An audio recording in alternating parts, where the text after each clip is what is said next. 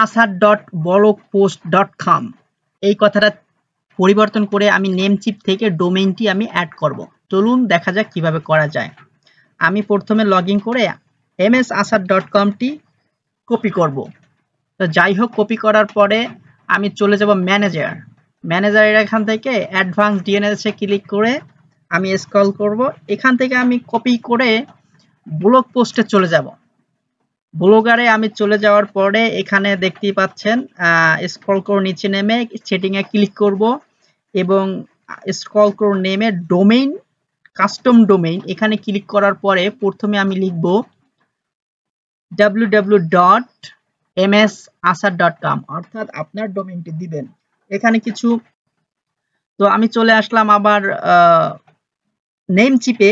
তো এখান থেকে আমি যেটা করব, এই যে www লেখা তিনটি, এটা কপি করব। কপি করে নেমচিপের এখানে হোস্টের এখানে আমি পেস্ট করব এবং এখান থেকে gh লেখা থেকে google.com যে ব্র্যাকেটের ভিতরে আছে এটা আমি লিখব এবং টার্গেট এখানে আমি পেস্ট করে দেব, ঠিক আছে, এবং সেভ দিয়ে দিব। তো সেভ দিয়ে দিলাম। সেভ দিয়ে দেওয়ার পরে আমি কি করলাম, আবার অ্যাড নিউ রেকর্ডে ক্লিক করে আবার ব্লগে চলে আসলাম, ঠিক আছে। এখান থেকে কপি, সেম প্রসেস, আবার আমি হোস্টে ক্লিক করে দিলাম, পেস্ট। তো আমি পেস্ট করার পরে টার্গেটে আমি আবার ভিতরে দেখেন এখানে এই যে দেখেন জিভি, এখান থেকে google.com এই শেষ পর্যন্ত আমি কপি করে নিলাম। কপি করে নেওয়ার পরে টার্গেট আমি পেস্ট করে দিলাম, ব্যাস। তো আমি এখানে সেভ দিয়ে দিলাম। সেভ দিয়ে দেওয়ার পরে আবার আমি ব্লগ পোস্টে চলে যাব, ঠিক আছে। তো ব্লগ পোস্টে গিয়ে এই দেখেন এখানে একটা লিঙ্ক দেওয়া আছে, আমি এই লিঙ্কটি সম্পূর্ণ কপি করব।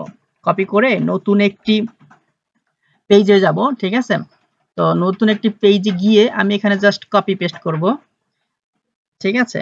কপি পেস্ট করার পরে আমার 4টা আইপি দেখতেই পাচ্ছেন, 4টা আইপি। আমি জাস্ট এই 4টা আইপি আমি ওই নেমচিপের এখানে দিয়ে দিব।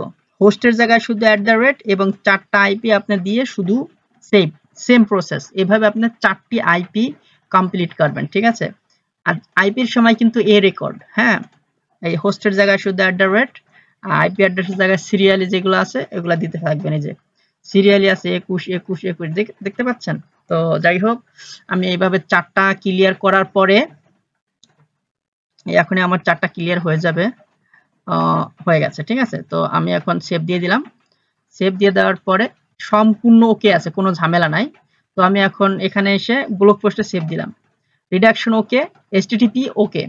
ওকে দেওয়ার পরে আমার এখন হয়নি, 1 ঘন্টা পরেই আমার এটা ওকে হয়ে গেছে, ঠিক আছে। দেখুন বন্ধুরা, এখন আমি যদি দেখি দেখেন msasad.com এখন আর কোনো আপনার ইয়ে নেই, ঠিক আছে।